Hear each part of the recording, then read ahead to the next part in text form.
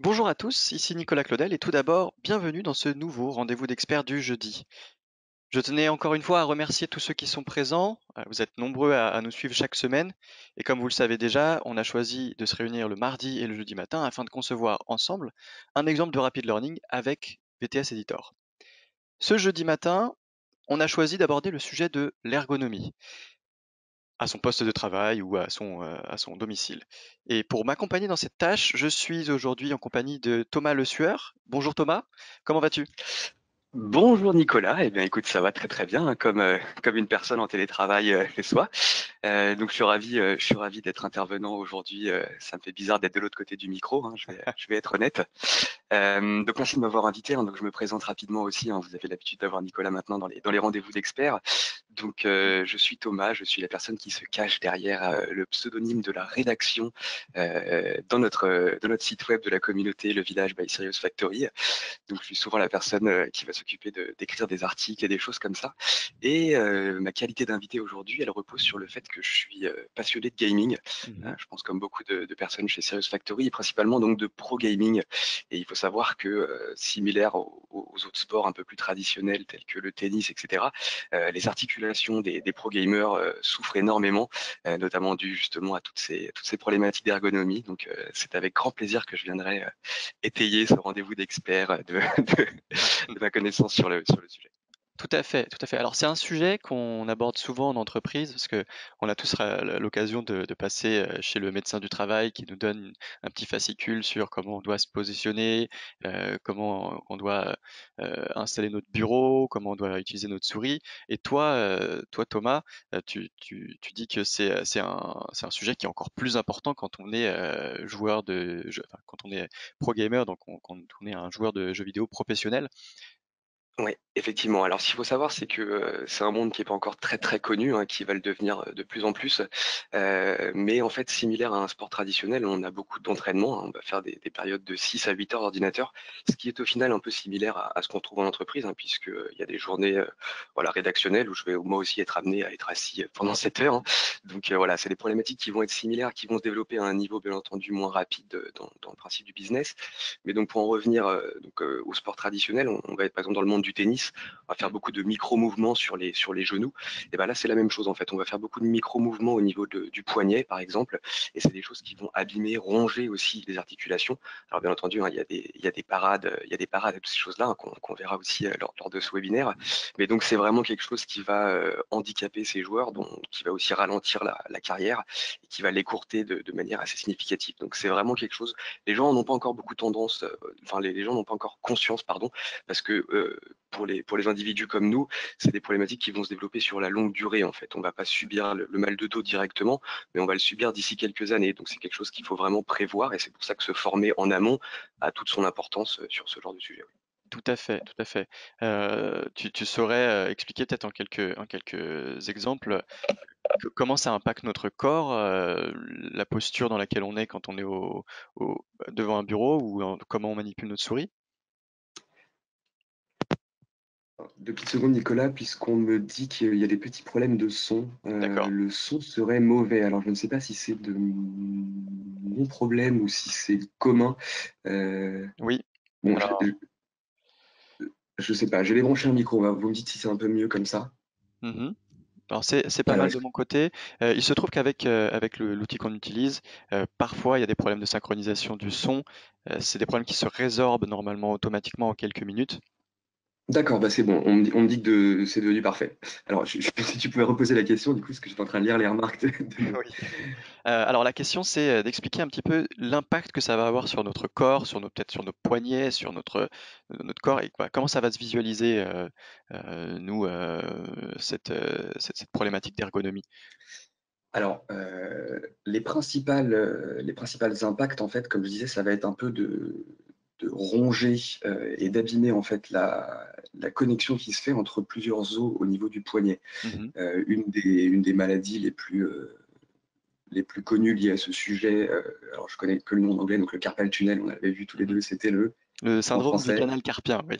Voilà, le syndrome du canal carpien, effectivement. Donc ça va se matérialiser par des douleurs à chaque rotation du poignet vers la gauche et vers la droite. Donc mouvement qui est fait constamment avec la souris. Et au niveau du dos, donc ça va se matérialiser principalement par des lumbagos. J'ai été un des premiers à en subir les conséquences lors de ma vie étudiante, puisque justement j'étais très très mal équipé. C'est problématique, hein, puisqu'un un équipement qualitatif ergonomique coûte assez cher. Donc ça va vraiment se matérialiser par des problèmes des crampes aussi au niveau des muscles du dos, Mm. les muscles lombaires, si je me souviens bien. Ouais. Donc c'est voilà, c'est encore une fois, c'est des choses qui ne vont pas se matérialiser très très rapidement. C'est des choses qui vont arriver sur la durée, qui sont réparables, hein. J'ai aujourd'hui plus aucun lumbago, bien entendu. Mais voilà, il faut s'y prendre en amont parce que c'est quelque chose qui peut devenir assez vite irréversible, Mm. notamment au niveau de l'articulation. Oui, c'est des choses comme votre posture au travail. Vous allez commencer par avoir une petite douleur sur le côté du dos ou en haut ou en bas du dos, en fonction de comment vous vous installez. Et vous allez vous dire, bon, c'est pas grand-chose, je me reposerai et ça ira mieux. Et en effet, vous vous reposez, ça va mieux. Sauf que de mois en mois, de semaine en semaine, d'année en année, bah, ça devient de pire en pire. Et au bout d'un moment, vous avez un mal chronique de dos et vous avez des gros problèmes. Donc, on va traiter ce sujet-là. Je te propose, Thomas, d'aller directement dans VTS Editor. Allons-y. Voilà. On va voir comment on va faire. Alors là, c'est pareil que pour la plupart des webinaires. On va se dire qu'on va avoir ici qu'un seul scénario. Du coup, je lance automatiquement le premier scénario dans les paramètres et je vais aller à l'intérieur. Donc là, la question qu'on va se poser, c'est comment est-ce qu'on va traiter ce sujet de l'ergonomie, sachant qu'on a identifié qu'il y avait deux aspects principaux. Et ces deux aspects, c'est la position devant son bureau, évidemment avec tout ce qui va Bien avec sûr. le siège, le poste de travail, et également les problématiques du poignet. Moi, je te propose de traiter ces deux éléments séparément. Ouais, Donc, ça va nous créer bien sûr, bien sûr. deux scènes que je vais identifier d'abord en amont. Voilà, je les relis. Et je commencerai bien par une introduction également. Et là, j'introduirai tout un système avec un personnage. Donc, je vais également rajouter une Ouais, scène. peut-être introduire des règles du jeu, des choses comme ça, parce que je Mhm. pense que, étant donné que c'est un sujet, alors certes important, mais qui est pas forcément très fun, hein, surtout bah, voilà, tout ce qui traite du problèmes médicaux qu'on peut obtenir au travail sont pas forcément très fun. Donc je pense qu'il va vraiment falloir voilà, gamifier, et je dirais même presque juiciser entre guillemets ce module, puisque voilà, va falloir retenir l'attention et capter l'attention des gens sur ce genre de sujet. Je Tout à pense que fait. c'est aussi ça un des plus gros défis que tu vas avoir, Nicolas, dans la réalisation de ce genre de sujet, hein. C'est vraiment le côté comment je vais le rendre juicy pour que les apprenants aient envie de Oui. rester, quoi. Oui, alors tu peux peut-être un peu expliquer à notre audience ce que veut dire le terme juicy.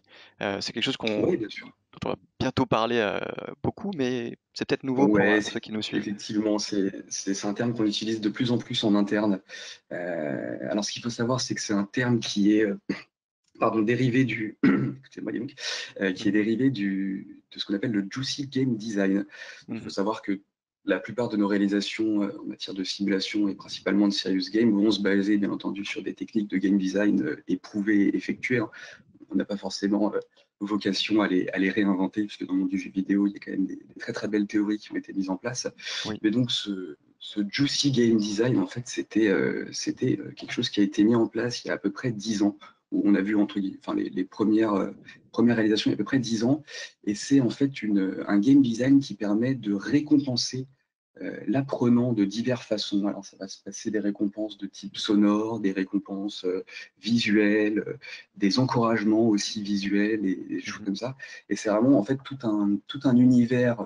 C'est lié, encore une fois, hein, il y a un univers visuel et sonore, mais c'est aussi une charte graphique, Mhm. des couleurs vives, des couleurs punchy, etc. Et c'est plein de petits éléments qui vont vraiment rendre un module beaucoup plus, comment dire, agréable visuellement et beaucoup plus engageant pour nous, puisqu'on a envie. Alors, un très très bon exemple à ce sujet-là, pour aller un peu plus vite, ce Mhm. sera par exemple le jeu, comment il s'appelle, Candy Candy Crush. Crush, voilà, Ouais. voilà, qui a été par exemple un succès mondial. Et pourquoi ça a été un succès mondial alors que le type de jeu existait déjà? Ouais. Bah, c'est justement l'utilisation de ces couleurs flash, de ces bonbons, de ces Yahoo, voilà, ces petits éléments-là qui Ouais. font que le jeu devient beaucoup plus addictif. Et Mhm. si on arrivait On à a des faire liens de modules permanents de également, formation, hein. Ouais. voilà, exactement, exactement. Donc là, c'est Donc vraiment si on ce arrive que j'ai de comme idée, hein. C'est d'essayer d'ajouter tout cet univers juicy à un sujet comme l'ergonomie et on va voir comment on va le réaliser à travers des petits mini-jeux. Alors je vais commencer simplement par présenter un petit peu l'environnement dans une introduction. La première chose que je vais faire en fait, c'est que je vais choisir un fond d'écran. Alors vous voyez que j'ai préparé un certain nombre d'images et je me suis dit, on va sortir un peu de l'ordinaire, sortir de l'univers de bureau pour aborder le sujet vraiment avec un côté décalé, un côté un petit peu jeu. Et donc on va avoir voilà, ce fond d'écran et éventuellement dans l'introduction, on rajoutera un personnage. Cette fois-ci, on prendra un de nos personnages pour introduire. Et là, ça peut être n'importe lequel de nos personnages. Voilà. Je vois que tu pas mal de personnages sympathiques, Nicolas. Ouais, j'ai à peu près tout le catalogue possible. J'ai même parfois certains éléments issus de nos clients euh, voilà, qui ont réalisé des choses. On ne pourra pas évidemment les utiliser ici. Ouais, j'imagine bien, je voyais presque un personnage bleu, ça avait l'air pas mal. Exactement. Voilà. Tu pourras reconnaître toi des choses. On ne pourra pas les voir en détail. Donc dans l'introduction, l'objectif ici, c'est que notre coach, la personne qui va nous accompagner, je veux qu'elle ait un rôle un peu spécial. C'est un peu quelque chose comme proche du mentor qu'on a abordé lors du premier rendez-vous d'expert avec Sacha. Ici, ça va être intéressant d'avoir un personnage qui nous suit en fait dans notre évolution. Donc là, je vais le faire rapidement pour dire bienvenue dans ce scénario. Ce qui est intéressant aussi, pour extrapoler un peu au niveau de ce personnage-là, c'est d'essayer aussi au maximum d'en faire une espèce d'égérie de la formation. On avait parlé lors d'un précédent webinaire. C'est bien de pouvoir faire en sorte que vos apprenants s'identifient à une seule et même personne qui aura justement un rôle quotidien, en fait, qui va revenir sans arrêt et qui pourra un peu devenir voilà, l'égérie de votre formation au fur et à mesure. C'est assez intéressant dans le côté repère de l'apprenant. C'est quelque chose qui peut être intéressant à être mis en place. Ouais. Donc là, je présente les deux éléments qu'on va voir, donc l'ergonomie au poste de travail et les problématiques liées au poignet. Donc là, on va prendre le choix de leur. Tu veux leur proposer plutôt de commencer par l'ergonomie ou les problématiques, ou alors on les force à faire d'abord l'ergonomie puis la problématique, Alors, on selon va toi. faire d'abord l'ergonomie, puis les problématiques. C'est vrai qu'on pourra rajouter D'accord. ça dans un deuxième temps pour que l'apprenant puisse choisir ce qu'il veut. C'est une bonne façon Ok. également de favoriser l'engagement que de lui proposer son choix. Mais bon, Ouais, comme on a des limitations de temps aujourd'hui, on va pas l'ajouter. Je vous inviterai à ouais, bien sûr. réutiliser les mêmes concepts qu'on vient de voir pour la suite. Alors, je nomme également mes scènes, ça c'est vraiment une bonne pratique. Et concrètement, ce que je vais faire, c'est que je vais venir prendre le même décor, cette fois-ci positionner mon personnage sur le côté, parce que dans cette scène, ce que je vais vouloir faire, c'est faire en sorte qu'il apparaisse, qu'il disparaisse euh, à chaque fois qu'on Et va bien faire sûr, sans interagir changer de le scène. l'apprenant. Sans changer de scène, voilà. C'est quelque chose que j'ai déjà Ah, utilisé dans un autre webinaire pour faire disparaître le personnage. Le webinaire vers lequel je vous renvoie, c'est celui sur les Vikings. On a également traité ce même sujet. Là, pour que oui, je me nos souviens. apprenants, notre audience suive un petit peu mieux, je vais vous montrer tout de suite ce vers quoi on va tendre visuellement, parce qu'on va avoir en réalité un emplacement, voilà, une image que j'ai préparée en amont. Et dans cette image, je vous la montre tout de suite. Où est-elle? Elle est ici. Je vais la mettre en plus grand. On a plein d'erreurs en réalité qui sont commises voilà, par le. Ah, effectivement, je confirme, hein, si c'est la position que vous utilisez pour vous asseoir à votre bureau, vous allez avoir des très très gros soucis par la suite. Voilà. Alors, je vois tout de suite, tu vois, par exemple ici, j'ai un concept qui est intéressant, c'est que mon image, j'aimerais pas qu'elle coupe mon personnage, qu'il puisse apparaître sur le côté sans gêner quoi que ce soit. Donc, Ouais, je vais aller tout de suite dans ma scène, en réalité, le modifier. modifier le. Ouais, Voilà. j'imagine bien. Et je vais C'est vrai prendre. que c'est ces petits détails hein, qui Alors font le d'ailleurs, côté très d'ailleurs, quali. j'ai même pas besoin de le modifier ici parce que je vais annuler ce que j'ai fait. Voilà. Parce que je vais juste le déplacer en fait, le remettre ici. Et là, normalement, je devrais plus avoir de problème. Voilà, il est sur le côté. Ça va être plus facile à gérer. Et le Mhm. concept même qui va me permettre de le faire disparaître, ça va être le fait que j'ai un background ou une image de fond qui est exactement la même que mon image dans ma scène.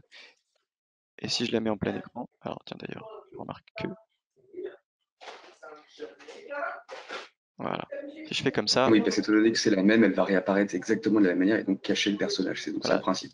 c'est ça. Je me souviens de. Voilà. Tu avais été l'une des premières personnes à faire ce type d'animation. Je me souviens dans quelque chose qu'on avait fait il y a très très longtemps, où il y avait C'était sur un Mars, non? docteur, le premier docteur Lidenbrock qui parlait dans l'espace, qui partait dans l'espace, ouais. Oui, c'est ça. C'était Survie sur Mars et on avait Mhm. voulu mettre en place un moyen de créer quelque chose comme une projection hologramme en fait. Et je me souviens que Exactement. c'est effectivement Nicolas Rossard qui avait trouvé le moyen de mettre des filtres qui faisaient apparaître par-dessus de manière successive. C'était pas mal du tout, effectivement. Tout à fait, tout à fait. Alors là, je vais séparer les deux, faire en sorte que le personnage disparaisse et puis qu'on puisse interagir avec l'image. Comme ça, le background va rester toujours à l'écran. Concrètement, ici, pour que ce soit un peu plus dynamique, je vais faire parler mon personnage pour lui faire dire, je te laisse trouver les erreurs qu'il y Donc là, on prend le parti pris de ne pas lui donner le nombre d'erreurs, par exemple. Il faut savoir que dans ce type de jeu, on va avoir Oui. plusieurs façons de le faire. Hein. Ça va être soit lui donner le nombre d'erreurs et lui demander de les trouver, soit lui mettre un compteur, par exemple, d'erreurs Mhm. qui va lui permettre de les compter, voilà. Ou alors le laisser complètement dans le flou, ce qui permet aussi d'éviter de tricher, hein, puisque si la personne sait qu'il y en a 5, elle va vouloir cliquer 5 fois, alors que là, l'avantage, c'est qu'elle elle est amenée aussi à faire des erreurs par elle-même. Tout à fait. Alors, est-ce qu'on pourrait les lister ensemble, ces petites erreurs? Bien sûr, pas de souci. Les petites erreurs. Alors, Alors, dis-moi, je pense que qu'est-ce que tu vois, toi, comme erreur? la première, je pense, ce sera la position du cou, là, qui va clairement. Ok. Il faut savoir qu'une position du cou va avoir un impact sur la totalité du dos aussi. Mhm. On a trop ostéopathe qui nous a donné ce conseil. Ça, c'est vrai, c'est vrai. C'est hyper important. Il y a 3 petits os qui ont un impact énorme sur le reste, un peu au-dessus de la tête aussi d'ailleurs.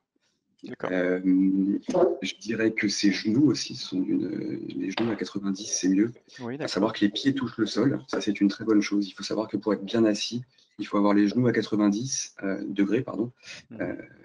et bien entendu les pieds qui touchent le sol. Si votre chaise vous empêche de toucher le sol, c'est qu'il y a un souci de hauteur. Ok. Alors, qu'est-ce qu'on Je entend? pense qu'on peut aussi lui donner aussi le coude. Ouais. Le coude qui est un peu trop plié, qui devrait être beaucoup plus tendu. Donc je pense qu'il devrait par exemple repousser l'ordinateur un petit peu. Tout à fait. Alors, tu On vois, va pouvoir ça, c'est déplier lié ses bras. directement à l'emplacement qu'a Ouais, son repose coude ici. c'est vrai. Il devrait être un peu plus haut, de façon à être un peu plus parallèle au sol. Je vais mettre comme ça, on a une zone un peu plus grande. Donc ça, c'est le coude. On a déjà 3 erreurs. Qu'est-ce que tu peux voir d'autre? Alors, lié au coude, forcément, la position des mains, puisque quand on a les mains parallèles et qu'on est équipé d'un petit pose-poignet, on a l'avantage de pouvoir reposer un petit peu les muscles de la main et les articulations. Mhm. Mais encore une fois, les deux sont extrêmement liés, hein, donc je pense que s'il trouve l'un, il devrait trouver l'autre assez facilement. Ok. Donc je mets les mains et poignets, voilà, comme ça. Et moi, je vois un dernier élément qui va être important pour nous. Alors, il y en a d'autres, hein, comme la position générale du dos, qui est pas forcément idéale. Pour moi, il y a un dernier élément qui est le regard de la personne. Ça va être lié au cou aussi, hein, mais le fait que Oui, oui, l'ordinateur beaucoup d'éléments sont liés, hein, c'est vrai. soit trop bas, c'est qu'en fait, la position du regard n'est pas horizontale. Oui, en fait, il faut rehausser, si on voulait être dans les meilleurs cas, il faudrait rehausser l'ordinateur, poser un petit repose poignet, notamment au niveau comment on appelle ça, du tapis de souris, Mhm. et surtout rehausser cette chaise qui là dans quelques années, cette personne n'a littéralement plus de dos, je pense. Tout à fait, tout à fait. Alors, ce qu'on va créer tout de suite maintenant, c'est un système dans lequel, en cliquant sur chacun des éléments, on va gagner des points. Pardon pour ce clic, on va gagner des points. On va également avoir un son qui va se jouer et on va visualiser qu'on a trouvé une des erreurs qui sont sur place. Et pour commencer, ce que je vais faire, c'est que je vais montrer les erreurs, euh, enfin, comment dire, ajouter les images qui devraient apparaître à côté pour qu'on puisse se le représenter. Parce que l'image en question, c'est un hotspot qui est déjà présent, que j'ai déjà créé. Par exemple, je voudrais que, une fois que j'ai trouvé cette erreur, ça apparaisse comme ça. Alors, pour en revenir, pendant que tu mets les erreurs Mhm. sur l'écran, pour en revenir à ce que tu disais là au niveau justement du son, comment ça s'appelle, du visuel aussi de l'erreur, etc. Ouais. Si on voulait en revenir un petit peu à notre thème du Juicy Learning. Donc, un module gamifié, c'est un module où quand on clique, on va gagner un point. Ça, c'est on va dire, c'est le standard. C'est ce qui, encore récemment, provoquait aussi de l'engagement. Les gens avaient très peu l'habitude de ce genre de dispositif, donc c'était quelque chose de nouveau. Donc, on créait forcément une appétence envers ce genre de dispositif. Maintenant, si on veut rendre ce mini-jeu un peu plus juicy, comme tu dis, c'est pas je clique, je gagne un point, c'est je clique, j'ai la fierté de gagner un point, on me récompense aussi et on me signale entre guillemets que j'ai gagné ce point et on crée vraiment beaucoup plus de joie en fait au niveau de l'apprenant de manière très très subtile. Alors, ça, encore une fois, quand on le dit comme ça et qu'on en parle à l'oral, on peut se dire, bah non, effectivement, l'impact ne doit pas être gigantesque. Je vous assure que si c'est quelque chose, encore une fois, je vous invite vraiment à regarder le cas du jeu Candy Crush qui a bâti des millions et des millions de joueurs hyper fidèles sur vraiment ce principe-là. Et si on arrive à le mettre en place dans la formation, c'est vraiment un très gros plus. Tout à fait, tout à fait. Alors, maintenant, donc ce point-là, je vais le faire avec vous. L'idée, c'est que les clics sur chacune des zones vont faire apparaître chacun des points ici. Alors, le plus simple pour gérer ces points, ces éléments-là, c'est d'avoir tout simplement défini des flags en amont, au début du scénario par exemple. Alors, je vais le faire juste avant le début de ma zone cliquable. Et je vais le faire avec un bloc variable pour que ce soit plus rapide et plus pratique. Donc on a écran, main, coude, genou et cou. Moi, je vais aller tout simplement taper écran, qui va commencer faux, main, faux aussi. Ah, j'ai des questions en attendant aussi sur justement le principe du juicy dans Candy Crush, s'il vous plaît. Alors, pour juste illustrer encore une fois cette notion, on va prendre, vous connaissez tous le jeu comment ça s'appelle? Même Tetris, par exemple. On va prendre un exemple assez connu intergénérationnel. Donc, le principe de Tetris, c'est un jeu qui existe depuis des années. Si aujourd'hui je ressors une version de Tetris qui marche, c'est tout simplement puisque, par exemple, je vais faire une ligne. Dans la première version de Tetris, votre ligne est faite, elle disparaît, c'est fini, vous avez marqué un point. Ça, c'était la partie, on va dire, gamifiée de Tetris. Maintenant, si aujourd'hui je fais un Tetris en Juicy Learning, au moment où vous allez créer une barre, vous allez avoir une explosion, par exemple, avec des petites étoiles autour de la barre. Elle va disparaître avec un petit bruit qui fait whoosh. Et au Oui, moment où elle va disparaître, ça va vous dire bravo, plus un. Et tous ces petits éléments, justement, que ce soit sonore, visuel, de récompense, etc., participent au fait que l'apprenant se sent beaucoup plus récompensé, engagé, etc., mhm, par ce type de jeu. Et c'est vraiment ce qui a participé au succès de tous ces petits jeux mobiles qui sont ressortis et qui sont en fait des game designement parlant que des copies, entre guillemets, de concepts qui existent depuis des années. exactement. Candy Crush, c'est vraiment des concepts qui n'ont rien de révolutionnaire, mais ce qui est révolutionnaire, c'est la façon dont il a été designé, l'univers, les couleurs, la charte graphique, etc. Lorsqu'on passe la souris sur une zone cliquable, elle change de forme et donc nous prenons à trouver la zone. Mais il n'y a pas besoin de réfléchir. Est-il possible de ne pas avoir ce changement de forme? Elle change de forme. La zone cliquable change de forme, c'est ça l'idée? Oui, je suis pas sûr de comprendre Il y a, justement ce il y a dont une on nous petite parle en fin parlant en de fait. Oui, changement de forme. oui, je vais venir dessus parce que ça fait partie des. D'accord. Le curseur, alors, ce qu'on appelle le changement de forme, c'est ça? C'est ça, le curseur change D'accord. quand on est au-dessus d'un Alors, élément. effectivement, je pense que Nicolas va y arriver Je au suis système anti-triche, comme on l'appelle. C'est ça, c'est ça. Alors là, j'ai encore coup et je crois que j'ai terminé pour cette première partie. Donc là, le concept général que je viens de créer avec ces éléments-là, c'est que le hotspot-ci va apparaître à partir du moment où on clique dessus. Ça, c'est le b.a.-ba du jeu, c'est-à-dire c'est ce qui est nécessaire pour que le jeu fonctionne. Je vais le jouer tout de suite pour qu'on le voit. Et on va pouvoir mettre en évidence le commentaire que l'un de nos auditeurs a fait. C'est que sur ces éléments-là, maintenant, on va voir que la souris, voilà, devient sous forme de main à partir du moment où on a la souris dessus. Voilà, donc c'est ça. Hop. Alors, je vais changer un petit élément. Vous avez vu que l'image entière a disparu. Je ne veux pas qu'elle disparaisse, évidemment, quand je clique. Donc je vais recommencer. Donc là, en fait, cette histoire de curseur, ça donne un peu un niveau de difficulté aussi Tout au à fait. module. C'est-à-dire que si le but, c'est un peu de les découvrir, on va dire que les laisser, c'est pas forcément grave, puisque l'apprenant va être amené à cliquer sur tous. Après, si le but c'est d'évaluer la connaissance, effectivement, ce petit système anti-triche prend toute sa valeur, puisque là, l'apprenant ne pourra pas cliquer n'importe où.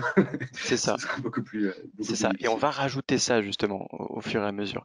Donc là, ce que je vais faire, c'est que vous voyez l'option curseur au survol, c'est vraiment celle qui était liée à la remarque de notre auditeur. On a la souris qui change quand on est au-dessus d'une zone cliquable. On peut le désactiver, et ça va rendre tout simplement le mini-jeu plus compliqué. Maintenant, on va essayer de rajouter toute cette notion de juicy sur ce mini-jeu. Alors, comment est-ce qu'on va faire? On va tout simplement rajouter des mécanismes issus du jeu vidéo. Donc, moi, j'en ai deux en tête, qui sont un système d'étoiles que je vais rajouter. Et en fait, j'ai déjà une image prévue à cet effet, puisque c'est une jauge de succès qui va pas être aussi grande, qui va être diminuée, qu'on va mettre dans le coin vers le haut ici. Et on a une deuxième possibilité qu'on peut utiliser, c'est un système de points de vie. Donc là, j'ai créé mes étoiles Ah, et je vais le grand créer classique, celui-là. ouais, points de vie. Voilà, pareil, c'est non cliquable. Je vais copier-coller celui-ci puisque les dimensions sont à peu près les mêmes et je vais changer l'image pour avoir une jauge de vie. Et alors, attention quand même parce que faut que je retire celui-ci par contre. Voilà. Attention quand même parce que ce système de points de vie, pour le moment, j'ai mis des jauges vides.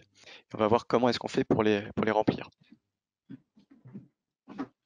Donc, pour les remplir, il faut déjà créer un système de points de vie dans ces éléments-là. On va avoir deux systèmes qui vont être ensemble. On va avoir un système de gagner des points, avoir des étoiles qui apparaissent et qui vont faire progresser une barre ici. Et on va avoir le contraire sous forme de points de vie, où on va finalement perdre des points de vie. Donc il faut que ça commence avec un nombre d'étoiles à 0. Là, c'est le cas. Il faut que ça commence avec un nombre de vie maximale. Là, on va choisir d'avoir quelque chose comme 5 points de vie. Et on va avoir un maximum de 5 étoiles qu'on peut gagner. Donc on a droit à 5 erreurs et on doit trouver 5 éléments. Donc ce que je vais commencer par faire, c'est définir les deux concepts de points de vie et d'étoiles avec une variable au début. Alors je le fais séparément de ces éléments-là, mais j'aurais pu le faire au même endroit. Donc je vais l'appeler vie, ça va commencer à 5, et étoile, et ça va commencer à 0 pour les étoiles.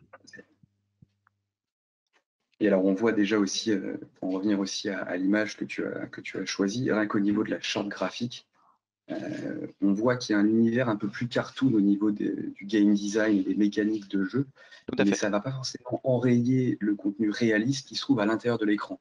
Tout à Et c'est fait. aussi le mélange des deux univers qui est intéressant, puisqu'on garde le côté très sérieux de la formation et le côté, voilà, c'est des sujets qui restent quand même médicaux, etc. Mais on peut quand même y ajouter une petite touche de fun, ne serait-ce qu'avec la charte graphique. Et je trouve que c'est quelque chose qui rend très bien, puisqu'on est voilà, dans un univers un peu plus joyeux et on a l'impression d'apprendre dans des conditions un peu plus favorables, quoi. Tout à fait. Alors ces systèmes de jauge, je vais venir les modifier tout de suite. Ce qui va m'intéresser, pour ce qui est du système d'étoiles, c'est de faire en sorte que on gagne, qu'on monte dans cette jauge. Donc ce que je vais faire, c'est que je vais venir. Alors, ce que je peux faire pour me simplifier la vie d'abord, c'est séparer en fait le système d'étoiles et de points de vie du système du clic en général. Et ça, d'un point de vue gestion de votre projet dans VTS, ça va être intéressant. On va pouvoir séparer des éléments. Et pour pouvoir le faire, Ouais, comme ça, on va. les options ne s'appliqueront pas aux mêmes zones en plus, du coup, non? C'est ça? C'est ça, les options ne s'appliqueront D'accord. pas aux mêmes zones et on pourra avoir géré les animations sur ces éléments-là de façon séparée. Donc là, par exemple, je vais créer une sortie dans ma zone cliquable pour que je puisse faire des apparitions et disparitions ou des modifications d'éléments un peu après. Là, ce qui va m'intéresser, c'est de reprendre voilà, les points de vie et les étoiles dans une autre zone cliquable pour pouvoir séparément contrôler cet aspect-là de mon mini-jeu. Donc je vais les reprendre séparément. Alors, point de vie, voilà, et c'était étoile dans le deuxième. On va commencer par les points de vie. Nos points de vie sont censés commencer à 5 points de vie. On va faire quelque chose de très simple ici.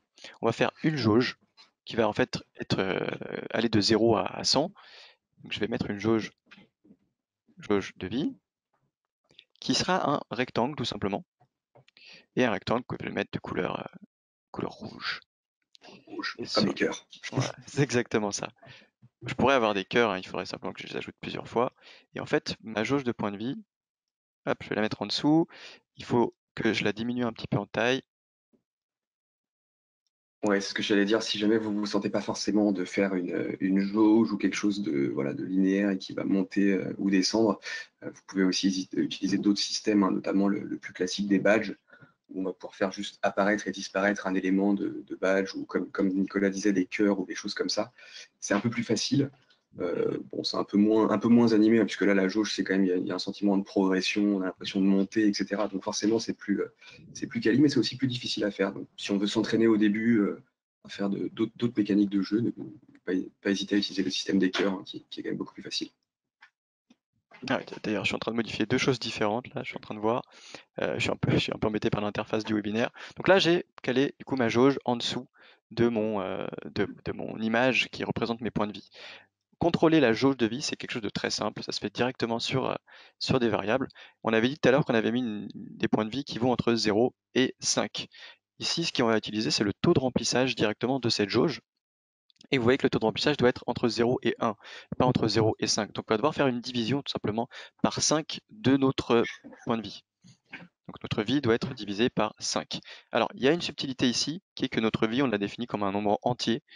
Donc je vais diviser par 5.0 pour dire à VTS qu'il s'agit d'un décimal, comme ça il pourra le caler entre 0 et 1. Voilà, ça c'est pour la jauge de points de vie. Et je vais vous montrer tout de suite à quoi ça va ressembler ensuite. Ça je vais le relier. Alors, je suis en train de me dire qu'il faut que j'attende de façon indéfinie derrière. Ça sera pour mes points de vie. Et pour m'y retrouver un peu mieux, je vais venir cosmétiquement rajouter quelques éléments. On n'a pas encore défini la fin du jeu, hein, on va le faire juste après. Non, mais très important d'apporter de la clarté dans le graphe, effectivement, pour ne serait-ce que la relecture ou des choses comme ça. L'utilisation du bloc relié, quand même, préconisé, comme on dit. Exactement. Donc là, je suis en train de faire une passe générale pour que tout soit bien aligné. Comme ça, je m'y retrouverai mieux.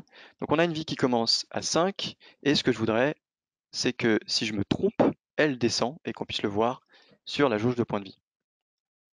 Donc comment je vais faire? On veut un système anti-triche, donc je vais revenir rajouter une zone d'erreur qui en réalité va être sur tout l'écran. Si on clique à Oui, côté, on va perdre un point de vie. on avait fait, il me semble, déjà un tutoriel dans la communauté sur justement tout ce système anti-triche, de façon à pouvoir l'utilisation en fait des calques des zones cliquables. Pour ceux qui ne sont pas forcément au courant, donc vous voyez que toutes les zones sont superposées et elles ont un ordre de superposition. Donc si je mets le background tout en bas, C'est cet ordre-là, hein, tout à fait. Voilà, exactement. Et là, ma zone d'erreur, je l'ai positionnée en dessous, ce qui veut dire que si on clique sur n'importe lequel des bonnes zones, il n'y a pas de problème. Mais si on clique sur ailleurs que sur des zones qui sont définies là-dessus, on va avoir une erreur. Et cette erreur, elle doit se traduire par le fait de perdre un point de vie, et donc directement par le fait de modifier la variable vie et de la diminuer de 1.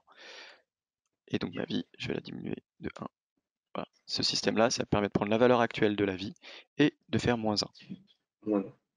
Ça, je le relie comme pour tout le reste à la fin. Ça va revenir ici, puis ajouter du coup, venir modifier ma jauge de vie. On va pouvoir le voir tout de suite. Puis attendre jusqu'à ce que tu refasses un nouveau clic d'ailleurs. Exactement, oui d'ailleurs, c'est ça le voilà, concept général. D'où l'attente infinie, d'accord. Donc on voit qu'il y a la jauge qui est au maximum, alors je l'ai pas fait parfaitement, mais c'est déjà bien. Et voilà, à partir de ce moment-là, je perds des points de vie.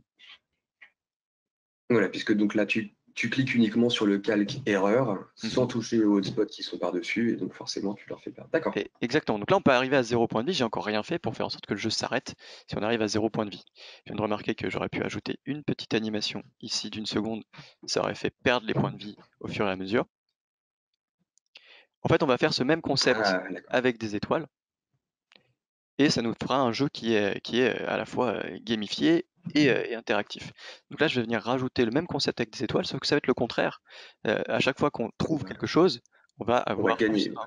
Voilà, on va gagner une étoile. Étoile devient étoile plus 1.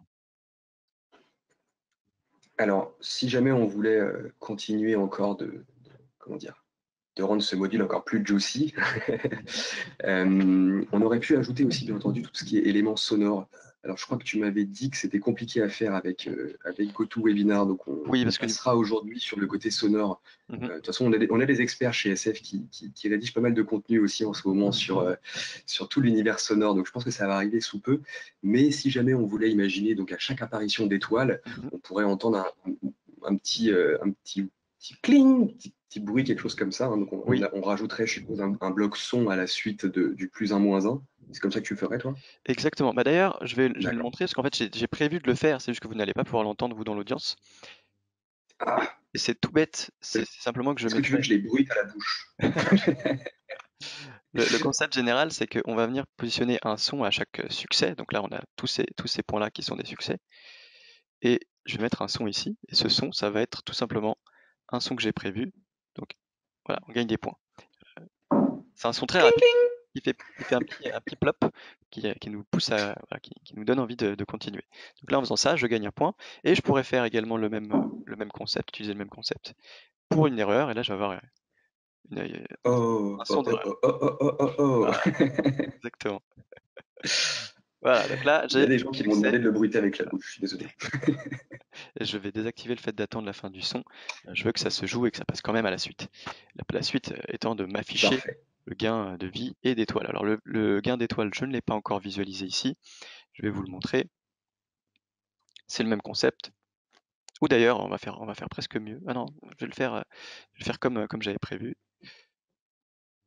sous forme d'une jauge. La jauge de vie, je vais la copier dans la jauge d'étoiles. C'est simplement que je vais la remonter. Alors c'est caché ici par l'interface. Mais cette jauge, je vais la faire d'une couleur légèrement différente, puisque c'est une jauge d'étoiles, donc ça va être du jaune. Et je vais diminuer un petit peu la taille également. Alors pour ça, je suis un peu embêté. Je vais venir le faire ici, parce que comme j'étais sur le bord de l'écran,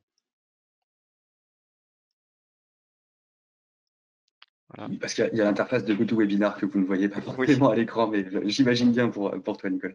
ouais, c'est exactement ça. Donc là, alors, quelque chose que j'ai fait, c'est que voilà, je le fais comme ça. La couleur de la zone, c'est bon. Et ici, la jauge, en fait, c'est pas la vie qui va nous intéresser, ça va être tout simplement le nombre d'étoiles. Donc je l'ai appelé étoile. Et c'est pareil, on part de 0 et on va arriver jusqu'à 5. Hop. Même concept. Là, par contre, j'ai une fonctionnalité de VTS qui est vachement bien, qui permet de sélectionner plusieurs éléments pour les déplacer. Et je les repositionne là où je les avais mis au départ. Voilà. Donc là, c'est le même concept. Simplement, ma jauge d'étoiles est au-dessus et ma jauge de vie est en dessous de mon image de point de vie. Parce que contrairement à l'image de point de vie, mon image d'étoile, elle n'est pas transparente, donc je ne peux pas le mettre en dessous pour bien le caler. Mais ça, je pourrais l'expliquer un petit peu plus en détail à la fin. Hop, donc ça, c'est fait pour la jauge de vie et la jauge d'étoiles.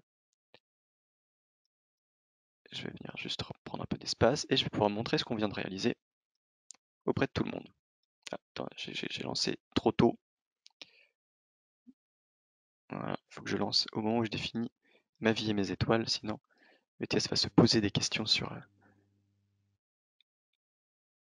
Voilà. Donc là, on a la jauge de vie maximale, la jauge d'étoiles qui est à 0. Et si je viens cliquer ici, je perds un point de vie. On a un petit son d'ailleurs qui s'est joué pour me dire que j'ai fait une erreur. Et si je clique ici, j'ai un gain et je gagne du coup une étoile. Alors du coup, si on va en avoir, la troisième, quatrième, et la dernière est par ici. Voilà. Donc là, on a nos 5 étoiles. Maintenant, ce qui reste à déterminer pour terminer ce mini-jeu complètement, c'est faire en sorte que le jeu s'arrête. Et on a deux façons d'arrêter le jeu ici. Thomas, alors est-ce que tu as bien suivi quelles sont les deux façons d'arrêter le jeu? C'est-à-dire, qu'est-ce que tu entends par arrêter le jeu? C'est-à-dire on est dans un mini-jeu, ici, en ce moment-là, et il faut bien que ce mini-jeu s'arrête d'une certaine façon ou d'une autre, qu'on passe à la suite. Ah, alors, si tu me le demandes à moi, je veux qu'il y ait un bandeau avec marqué bien joué ou un élément qui apparaisse, qui Tout à signale, fait, bien entendu. tout à fait, tout à fait. Et en fait, ça, on va venir le faire juste après avoir mis à jour visuellement les affichages. On va venir faire en sorte que si on a atteint l'une de ces conditions de victoire ou de défaite, eh bien ça apparaisse. Et en fait, c'est littéralement ça qu'on va faire. On va mettre une condition. Et la condition, c'est soit on a gagné, soit on a perdu. Gagner, c'est avoir atteint un nombre d'étoiles. Voilà, c'est très justement, comme on nous l'a dit dans le chat, c'est soit j'ai plus de vie, soit j'ai gagné mes 5 étoiles. Mais donc il y a Voilà, deux exactement. conditions de victoire et défaite, en fait, effectivement. Voilà, et une vie qui est égale à 5. Et je les mets toutes les deux dans le même bloc condition parce que les deux ne peuvent pas arriver en même temps. Soit j'ai gagné, soit j'ai perdu. Normalement, je ne peux plus cliquer si j'ai perdu. Alors, je vais m'assurer que ce soit bien le cas. Je passe Alors au niveau par ici. exemple, des petits bandeaux bien joués dont on parlait tout à l'heure, je ne sais pas si nos spectateurs ont eu l'occasion de faire le calendrier de l'Avent des jours ouvrés. C'est ce qu'on avait aussi essayé de mettre en place. Hein. Donc à chaque victoire, entre guillemets, on avait voilà, ce petit bandeau, cet écran qui nous validait la chose, etc. C'est voilà, tous ces petits détails qui ont fait de cette expérience, je trouve, une très bonne réussite. On a eu des très bons retours là-dessus. Voilà. Je vais faire en sorte que les zones présentes soient non cliquables. Alors cette option-là, elle me permet de faire en sorte que quand le jeu est terminé, eh bien, on ne puisse plus cliquer sur l'écran pour qu'il se passe des choses. Je vais faire la même chose pour la vie égale à 5. En fait, j'ai pas besoin d'utiliser 3 fois 3 différents. Ah oui, par contre, si je vais le faire de façon toute. Ah, Pardon. on me pose une question, n'est-ce pas vie égale 0,0 pour la fin? Effectivement, puisqu'on Tout à commence à fait, 5 tout à points de fait. vie. Je vois qu'il y a des gens qui Ah, suivent. très très bonne remarque, ouais, je vois qu'effectivement on a des spectateurs et on me demande de nourrir le chat, oui, je suis vraiment désolé. Je pensais pas que vous alliez l'entendre. Joie du télétravail. Oui, oui. Donc là, on a deux façons de voir les choses. Si on n'a ni les étoiles à 5 ni la vie à 0, c'est que le jeu continue en fait. Donc on vient attendre comme on le faisait précédemment. Si on a nos étoiles à 5, c'est qu'on a gagné. Donc, je vais mettre rapidement un message pour dire gagné. Et si c'est pas le cas, on va avoir un message qui va nous dire perdu. Alors ici, je vais faire simple, je vais faire recommencer. Voilà. Alors, le recommencer, je vais le faire revenir au début. Alors, comment je vais me débrouiller pour faire en sorte que ce soit visuellement facile à suivre? Alors là, on va arriver dans un moment où parfois on ne peut pas faire en sorte qu'il n'y ait aucun lien qui se croise. Alors, je vais commencer par prendre un peu Vous voyez, d'espace. quand on vous parlait de bien présenter son graphe et que ça a vraiment une très très grande importance, voilà, c'est exactement ça qu'on aime décrire, c'est qu'à chaque fois qu'on agrandit son projet, on n'a pas forcément anticipé toutes ces choses-là. On peut arriver dans des gros capharnaüm. Donc, si on a gagné, on passe à la suite. On pourrait d'ailleurs faire en sorte que le personnage réapparaisse et nous dise bravo. Ça, c'est quelque chose qu'on va avoir comme ça. Voilà, donc ce serait une façon d'avoir du feedback et entre guillemets de la récompense Voilà. à la suite. Hop, et perdu. Alors, si on a perdu, ce que je vais faire, c'est que je vais faire en fait la même chose, mais je vais pas dire bravo, je vais dire dommage. On fera mieux la prochaine fois. Dommage. Recommence. Je suis certaine que tu peux trouver. Et là, éventuellement, si on veut garder ce concept de gamification, ce qu'on ferait, c'est qu'on donnerait un indice à notre apprenant. Oui, par exemple, ce qu'on peut faire, c'est par exemple au bout d'une certaine durée, par exemple au bout d'une minute où l'apprenant est resté bloqué, faire apparaître les hotspots justement, un par un ou des choses comme ça. Il ne faut pas hésiter à aider l'apprenant. Le laisser bloqué, c'est quand même un sentiment de frustration Tout à qui va fait. à l'encontre aussi de ce qu'on essaie de mettre en place. Donc voilà, il faut éviter les coupures trop brutales, les gros game over, les choses comme ça. Il faut toujours inciter à recommencer. Exactement. Enfin, Quand on dit sachant que oui, on est dans une formation hein, pour nous la plupart du temps. Donc notre but c'est ouais. vraiment d'être pédagogique, c'est pas de faire perdre le joueur, c'est vraiment qu'il gagne et en gagnant qu'il ait envie d'apprendre et que la partie ludique vienne s'associer à la partie pédagogique. Exactement. Là, on n'est pas forcément dans de l'assessment. Hein. Si on l'était, effectivement, on pourrait être un peu plus dur. Mais là, c'est vraiment une découverte en plus d'un sujet, encore une fois, qui n'est pas forcément très connu du grand public. Donc, très bien. Donc là, on a ce système-là. Je vais voir juste si je perds. Oui, donc j'ai perdu encore une fois. Ah, d'ailleurs, oui, c'est intéressant. Je sais pas si tu vois, mais dans ce concept-là, j'ai laissé le curseur au survol. Donc ça me donne l'impression que j'ai quelque chose sur quoi je peux cliquer. Alors qu'en fait, ce n'est pas le cas. Donc là, de mon côté, c'était une petite erreur. Ah, j'avais même pas fait attention. Donc là, maintenant, j'ai plus de curseur du tout. Et donc, Voilà, d'accord, je il faut comprends. que je vise bien pour gagner des choses. Et voilà, je vais essayer de perdre. On va Attention, tu perds voir. des points de vie. J'ai fait exprès. Voilà, j'ai perdu. Donc ça, c'est le message que j'ai mis moi pour être sûr que j'ai perdu. Le personnage est là. Ah, je pourrais faire que tout disparaisse d'ailleurs. Voilà, ça c'est quelque chose que je vais rajouter juste à la fin ici. Je vais faire cacher les autres zones. Donc spécifiquement, lorsque je fais réapparaître le coach en une seconde, j'ai choisi de le mettre ici, je vais cacher toutes les zones pour que lorsque je reviens au début ici où je mets mes points de vie à 5, tu les réinitialises en fait voilà, par la suite. je remets tout à 0 et je refais apparaître l'ensemble des éléments. D'ailleurs, comme j'efface le personnage, je vais choisir de revenir au niveau du background pour que le personnage disparaisse à nouveau. Disparaissent, d'accord. Voilà. Donc là, je vais faire un dernier test global pour voir si tout fonctionne bien comme prévu. Voilà, donc là, le personnage disparaît. Je vais faire 5 erreurs. J'ai le petit son à chaque fois qui me dit que j'ai fait une erreur. J'ai perdu. Voilà, il redisparaît. Et je recommence avec tous mes points de vie. Et on recommence. Et là, je vais Et essayer cette de gagner. fois-ci, tu vas réussir. Voilà. Comme tout le monde. Voilà. 4. Et le dernier, c'était l'écran. Voilà, là, j'ai gagné. Alors là, pareil, en fait, je vais disparaître tout ça. Mais j'ai gagné, donc c'est déjà pas mal. Donc je vais rajouter la même option ici pour cacher les autres zones. Tu vas effacer. Voilà. Et c'est bon. Donc là, on a un mini-jeu qui est entièrement fonctionnel, qui fait pas mal de choses. À cela, on pourrait rajouter un certain nombre de choses, Thomas, notamment sur l'ergonomie. Là, on a un jeu où on peut trouver les erreurs. Si on veut que ce soit vraiment pédagogique, il faudrait qu'à chaque fois qu'on clique sur quelque chose, on ait le personnage qui nous dit quelque chose. Qui nous explique l'erreur, par exemple, ou le comment l'éviter, ou des choses comme ça, effectivement. Alors, ce que je te propose de faire, c'est de faire juste cette petite partie, non pas sur ce mini-jeu, même si on pourrait la faire, mais sur la deuxième partie qu'on avait prévue, c'est-à-dire travailler sur le poignet. Alors le poignet, on pourrait rétablir les mêmes codes du jeu. D'ailleurs, je pourrais facilement les copier-coller maintenant que je les ai créés une fois. Oui, j'allais dire, tu pourrais presque copier-coller la mécanique entière, en fait. C'est ça, c'est ça. Eh bien d'ailleurs, faisons-le, puisque nous avons tout ce système-là. Alors, ce qui aurait été intéressant, effectivement, dans l'extrapolation de l'autre module, c'est qu'en fait, à chaque clic, on aurait pu effectivement, de la même manière qu'on a fait disparaître et apparaître le personnage, le remettre en plein écran, lui faire donner un petit dialogue, et avec le système d'apparition-disparition, de remettre le background. Et en fait, ça fait un élément hyper dynamique où on va changer d'écran entre l'écran coach et l'écran d'assessment, justement. Donc, je pense que c'est aussi quelque chose qui aurait pu diversifier un peu le Tout à fait. Et d'ailleurs, c'est ce qu'on va réaliser, puisque je vais venir changer simplement l'image que j'ai derrière pour prendre une deuxième image, vas-y sur la main. Ah oui, j'ai modifié la zone d'erreur.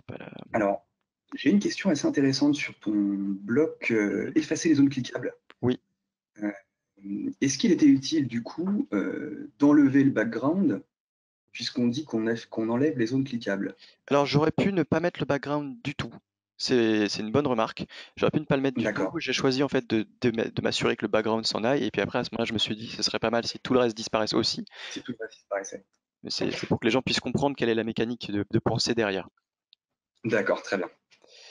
Alors, les étoiles, je garde. L'écran, ça, je vais le retirer. Le hotspot, je vais retirer. Les mains, je vais retirer. Tout ça, je retire. Parce que ce qui va m'intéresser maintenant, c'est de garder alors cette image. Et au lieu d'avoir un mini-jeu où j'ai des points de vie, cette fois, je vais retirer le concept de point de vie. Je vais garder que le concept d'étoile. Et je vais vouloir faire en sorte que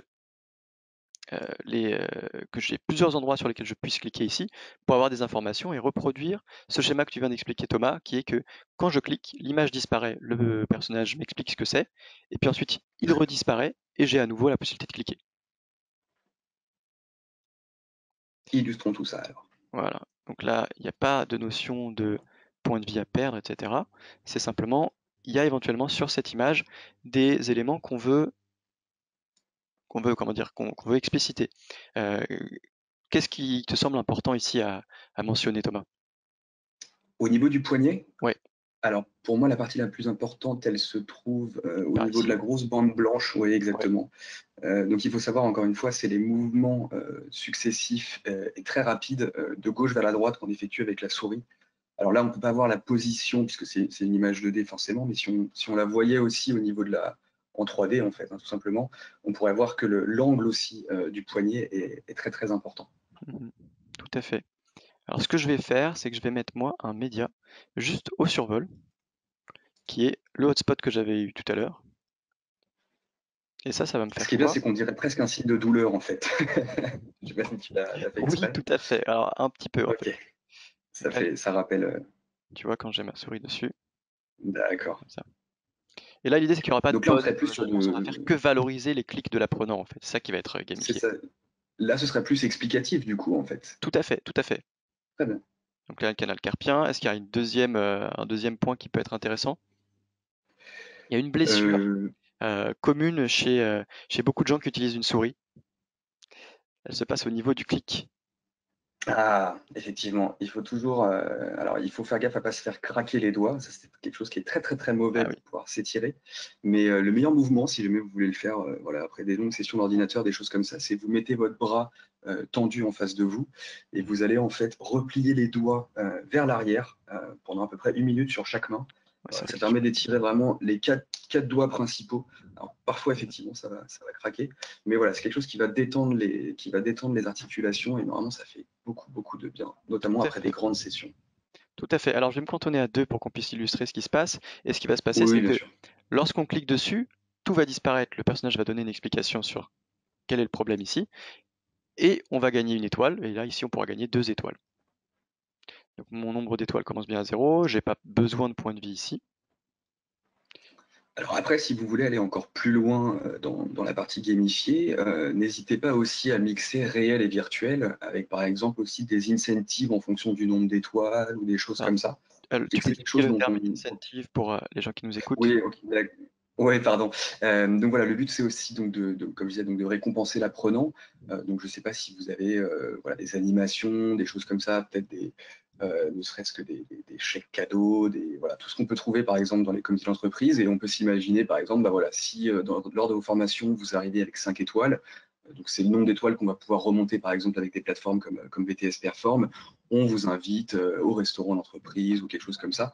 Donc, il faut mélanger le côté réel et virtuel, par exemple, lors des entretiens de formation, des choses comme ça. Ça a aussi une énorme plus-value.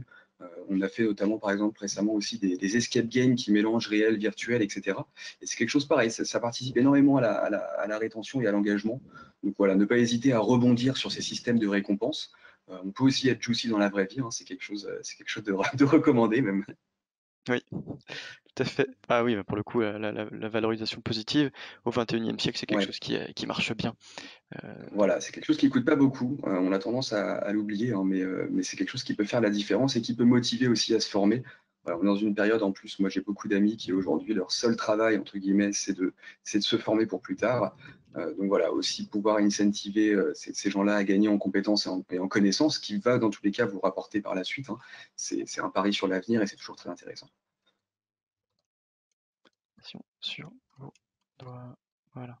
Donc, j'écris des phrases. Évidemment, ça, on peut toujours aller plus loin. Donc l'idée, c'est qu'ici, je vais vouloir valoriser en donnant des étoiles. Alors la jauge de points de vie, je vais la supprimer ici, c'est pareil. Je ne vais garder que les étoiles et la jauge. Les étoiles, c'est également quelque chose qui est présent. Vous avez vu que j'ai mis un taux. Alors, c'est la jauge qui m'intéresse ici. Un taux d'étoiles divisé par 5. Là, comme je vais avoir que 2 étoiles au maximum, je vais diviser par 2 pour que ce soit 100% quand j'ai 2 étoiles. Le concept général va être le même. Je vais gagner une étoile. Alors, j'ai une question assez intéressante où on me demande si justement tous ces modes de gamification et cet univers juicy marchent pour autre chose que des non-gamers. Alors, j'ai envie de dire, ça marche principalement même sur les non-gamers. C'est-à-dire que moins la personne est habituée, entre guillemets, à ces techniques de gamification, plus elle va être surprise et plus elle va être engagée, etc. Donc, j'ai envie de dire, si par exemple, là, vous me prenez l'exemple des chantiers, j'ai envie de dire oui, c'est même très très important. C'est des gens qui apprécient tout autant que nous avoir des choses fun. Il ne faut pas s'imaginer que c'est parce qu'on a un travail qui est plutôt manuel ou quelque chose comme ça qu'on n'a pas appétence entre guillemets à ces jeux vidéo. J'aimerais bien avoir le pourcentage, malheureusement je ne l'ai pas. Mais donc oui, c'est même recommandé. J'ai envie de dire, plus l'univers est sérieux, plus on a tendance à le gamifier et plus ça a un intérêt. J'ai envie de dire, si vous touchez des populations assez jeunes, le juicy va être quelque chose de commun pour eux, donc ce sera toujours un plus, mais ce sera moins impactant que quelqu'un qui n'a jamais vu ça. Tout à Et fait. pour en revenir par exemple au cas qu'on avait étudié au tout début, comment dire, l'âge de la population qui joue aux jeux mobiles comme Candy Crush est très élevé par rapport à la moyenne des gamers, hein. Mais donc non, non, c'est vraiment, faut vraiment pas se cantonner à des métiers comment dire, des domaines d'expertise. C'est des techniques qu'on peut utiliser vraiment partout. Tout à fait, tout à fait. Là, c'est vraiment quelque chose qui est assez intéressant. Ce que tu dis, c'est que contrairement à une idée qui peut être répandue, les gens qui sont le plus sensibles à de la gamification, ce sont absolument pas les gamers, c'est tout le contraire. Plus on est touché par la gamification, moins elle nous affecte. Donc en gros, quelqu'un qui joue aux jeux vidéo tout le temps, il va aimer ça, mais en réalité, ça n'aura que moins d'impact sur lui. Tout le C'est ça. concept de Candy Crush ne marchera pas sur quelqu'un qui est complètement sensibilisé au concept de gamification, parce qu'il est au courant de ce qui se passe. Et je dirais même plus, il pourrait après extrapoler en y voyant presque du marketing ou des Mhm. choses comme ça. Oui, tout à fait. Donc voilà, il faut toujours regarder sa population, mais se dire que parce qu'on a un domaine manuel et sérieux, ça ne va pas forcément avoir d'impact, je pense que c'est tout le contraire, personnellement. Voilà, donc ici, on a 2 points.